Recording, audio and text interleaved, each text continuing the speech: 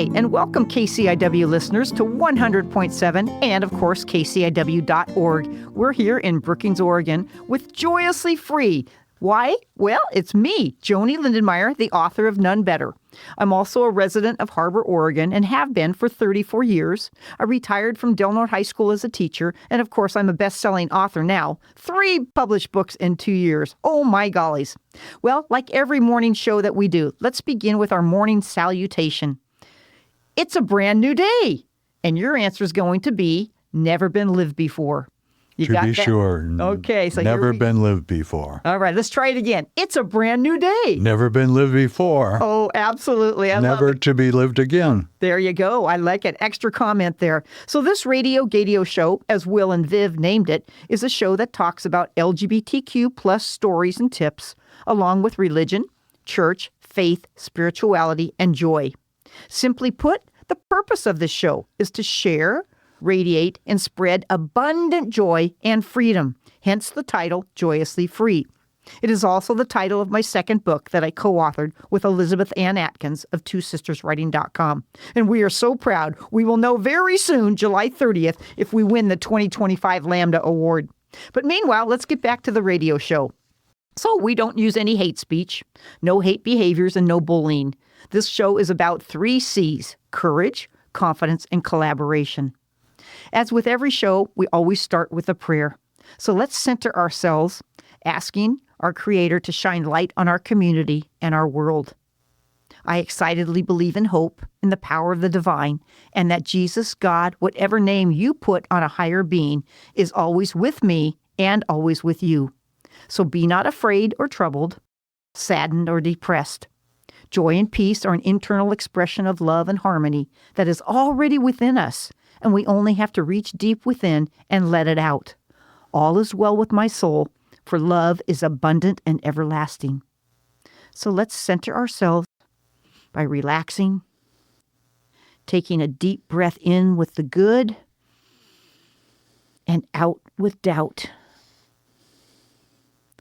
Let's breathe in through your nose with hope and out from your mouth with any fears. And the last one, take a big deep breath in with joy and out with worry or despair. In the name of our Mother Earth, God our Creator, Jesus our Redeemer, and the blowing winds of the Holy Spirit. Hi, Jesus. Hi, God. Hi, Spirit. Thanks for being with us on this beautiful day. The scripture, or the quote, I should say, came from something I read that somebody sent to me that was about church signs. Have you ever driven by a church and you see a sign out front? Well, here's the quote that I read this morning during my prayer. God prefers kind atheists over hateful Christians. I just love that. I laughed, but it hit my heart as well, that God prefers kind atheists over hateful Christians. And what that does for me, it brings to mind, how am I behaving? How am I responding to people? Am I being hateful? Am I being kind? Would I be considered an atheist if I'm not being Christ-like? Well, that is something to think about. Where do you stand on these issues of atheists and or Christians? Either way, we can all be kind. So that's my little reflection of today, and I hope that you too can have your own reflection about that. Let's lift up our friends and family, asking Creator guidance and healing today. Thank you, Holy One, for hearing and being with us. Bless us to do your will, our Creator God. Amen. So, happy listeners on KCIW, I have a speaker today that I think is going to knock your socks off. And we have become pretty darn good friends. So I'm going to introduce this person as Friend, but he also goes by 3 names. I like to call this person Silky. He also goes by Bob or Robert or Pastor Robert. That's 4 titles. And our title today is Hook Shot to Pulpit Preaching, because this individual can make hook shots like crazy on the basketball court, and he preaches wonderful from any pulpit or from any chair in any audience. So, welcome, Silky Robert Bob O'Sullivan. Thank you, thank you. Oh my gosh, how are you doing today? I'm doing well, but I must correct you a bit. When it comes to hook shots, I actually lost my hook shot maybe almost 25 years ago. I pulled a muscle or tore something in my rotator cuff area, and I just can't put up the legendary hook shot that was part of my being Silky. Okay. And I'm going to be a little autobiographical here because a big change happened in my life in my mid-30s.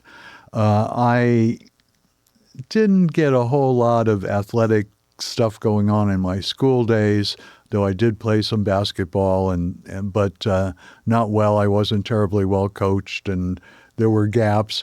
And I, after being in school, wound up having some really interesting jobs as a legislative assistant in the California legislature, as a speechwriter and press representative for people running for office, including on the presidential level.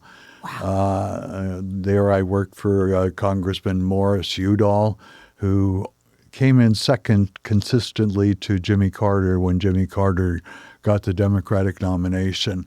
But anyway, during this time when I was doing a lot of these really interesting jobs as a writer, as a journalist, as a political figure, I didn't get a whole lot of exercise. Mm-hmm. I was driving back and forth a lot to Sacramento.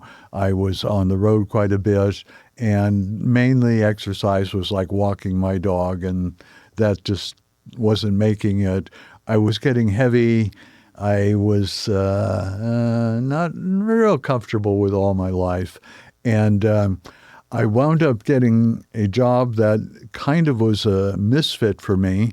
It was at the University of California, Berkeley, as a writer and researcher. And when I say it was a misfit, I was used to dealing with a wide variety of subjects when I was working in the legislature and working for campaigns and that. And here, all of a sudden, I was going to be writing and editing and researching on one ultimately very dull subject, of all things, public sector labor relations. Uh-huh. And that wasn't good for me. However, there were people I worked with who liked to play basketball. Uh-huh. And we wound up going to Harmon Gym, the main gym of the University of California, and playing after work almost every day. Uh-huh. I lost over 60 pounds. Wow. I found out I was a much better player than I ever knew, and a very unusual player. I was left-handed, and probably 85% of the shots I would take would be a hook shot.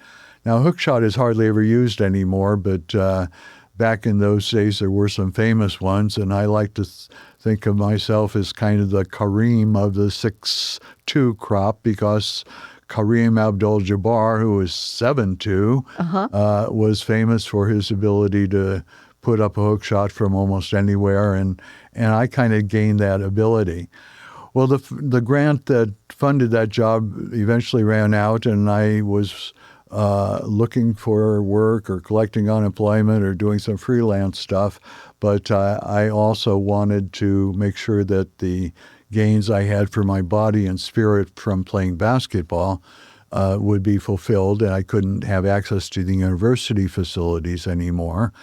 So I just happened to be driving around Oakland looking for places to play in public parks, and found one in a neighborhood I was somewhat familiar with, and just showed up there. Uh-huh. And all of the players that showed up generally there were African Americans, and some people thought I wouldn't be accepted or whatever, but I just showed up, and I played well enough that I was kind of instantly accepted.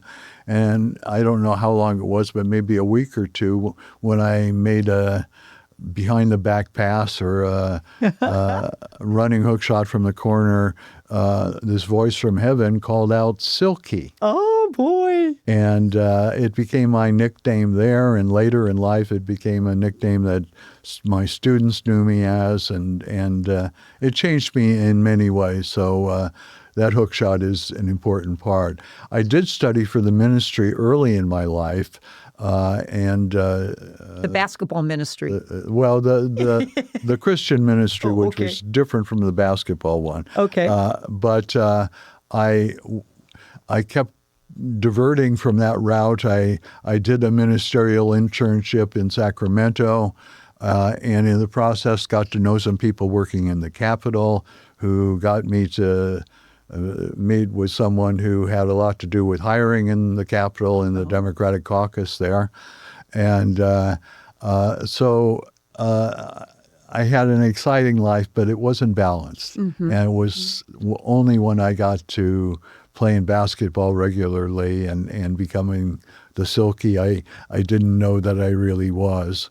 And incidentally, there's a equine part of this all. There used to be a racehorse named Silky Sullivan. Oh. And he was famous for starting really slow at the beginning of a race, sometimes almost falling over or whatever.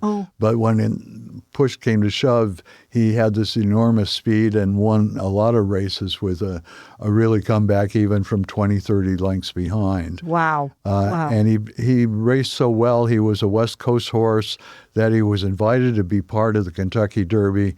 But in the time it took between his last race and that race, he apparently put on a lot of weight and just didn't do well in that race. But anyway, I identify with that horse, and I think in the whole process, became a more complete person, and that led also to my going into the ministry that I studied for much earlier. Wow. And that's a universalness of being who you are. Yeah. That's what I call joyously free. Oh, my gosh. That's a great story. How long did you end up playing basketball for then? Would you say 5 years, 10 years, 20 years of your life? A good 20, 25. Around the same time I became a pastor, I also became a high school teacher. Okay. And part of what made that really an exciting thing is I frequently would play basketball at lunchtime or after school with my students. Yes. And I did that until I hurt my shoulder, which I was close to 60. So I had a good 25 years of being real life Silky. Now I just have to remember. Great. And I think when you're involved in sports, you're involved with people and their lives, and you see what they're like on the court, and then of course you get to see what they're like off the court. And that's a great ministry. That's a really important thing that I remember. I was not much of a trash talker. I let my shots and passes do my talking. But every once in a while, one player would show up at this public court that I often played at, and if he got the ball, you could count on his taking the ball and running and shooting, often missing, but you could just assume that if he got the ball, that was the only possibility that he had.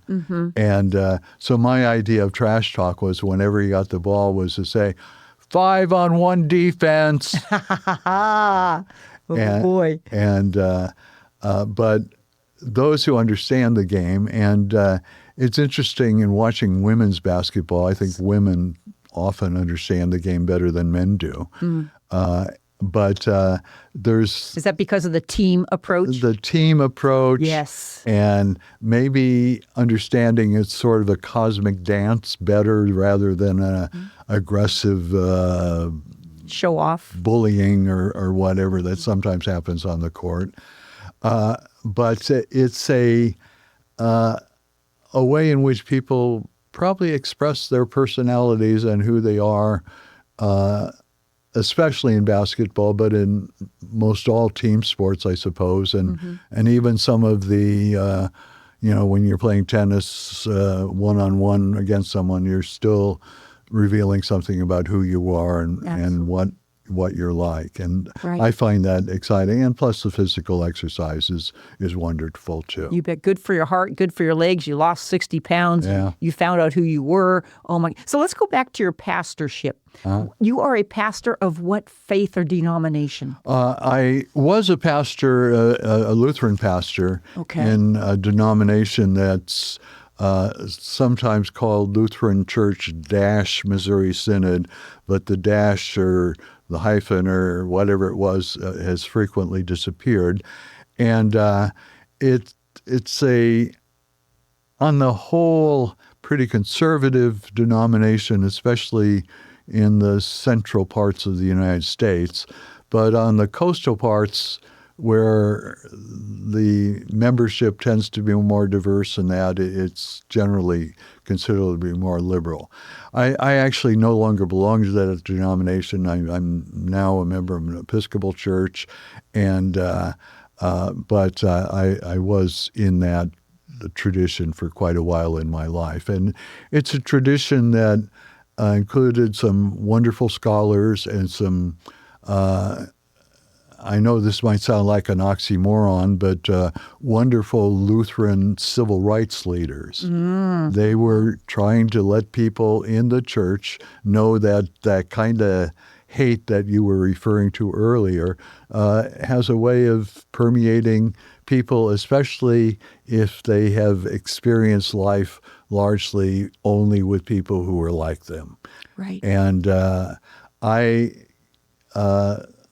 as a teenager, was quite active in youth work, and we had kind of Northern California, Nevada, and Hawaii part of the youth movement in there, and I was actively involved in that. And as a result of that, later wound up representing them in Europe at a Lutheran World Federation Assembly, and I had other diversions that were directly related to things I learned there, including a couple years in Africa as a journalist. Wow. Wow. So in my youth, I was very much involved in church stuff, but not in the traditional ways. But I also recognized early on how ugly and unfortunate hatred against people, whether based on race or sexual orientation or handedness. There are interesting ways in which left-handed people are often different from most right-handed people. Mm-hmm. And I kind of recognized that early on in my life and just learned to think for myself and make my own assumptions about people based on reality rather than based on hate or based on a sense of superiority of one particular group over the others. Wow, that is so well said, and I think being left-handed in a right-handed world, especially back then, I know of teachers that would try to force students to write with their right hand if they were left-handed. Or in athletics, they say, no, you need to bat from the right side or and it was like, why? Do your own thing. I've even known people to play guitar, the opposite direction. Yeah. And so you've lived through that. And what I wish looking back is that I learned to play better right-handed. I call it ambisinistrality training. I didn't want to be ambidextrous, which means having two right hands. I wanted to have like two left hands, which are part of the word sinister in Latin, a word that has all sorts of sinister connotations in English. Well, you have the brains and you have the brute strength as well, which I absolutely love about you, and the way you combined those two ministries, just sports and pastorship, is amazing. Then you throw in your journalism and your writing and your legislative and politicalness. What a whole person you are, Silky. I admire that about you. Well, I admire that about you in many ways as well. Oh, well, thank you. So talk to me about some of your joyous moments in life. What are some of the joyous moments in your life so far? Well, some, of course, involve my marriage. I was married for 51 years to a very talented woman who was both a musician and an attorney. And after she retired, she became a rather skilled watercolorist as well. And I guess there was a lot of joy as we courted, although that courtship involves times when I was in school in Indiana or traveling in Europe or working in Africa. And it's kind of amazing that we kept in touch and eventually consummated what was a really blessed marriage. Beautiful. Other things that are joyous, I think of being a participant in the March on Washington. Which one was that now? In 1963. Ooh, okay. I had, that was a summer that my Lutheran youth stuff got me to Europe, and coming back, came through New York, and it was nicely timed with when the March in Washington was happening in Washington. Can you talk a little bit about that? Because there may be listeners out there that don't have a clue of what the 1963 March was. Okay. First of all, it was actually officially titled the March on Washington for, I'm trying to think exactly how it was titled, but jobs was in the title. It wasn't just civil rights.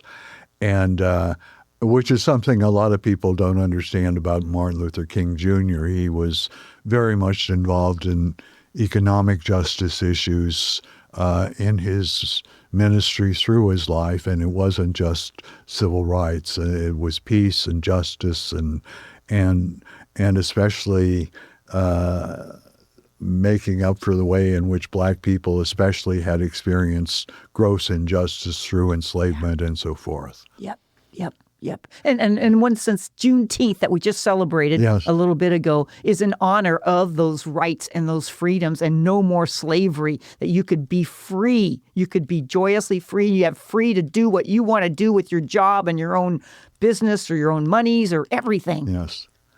And you should get some reparations in one way or another for what happened in the past. Mm-hmm. There are lots of people who have wealth in our country and around the world based on family wealth. Mm-hmm. If their parents and grandparents owned homes that get passed on, or the securities or whatever, that makes for a lot more resources for living a comfortable life. Mm-hmm, mm-hmm, so, mm-hmm.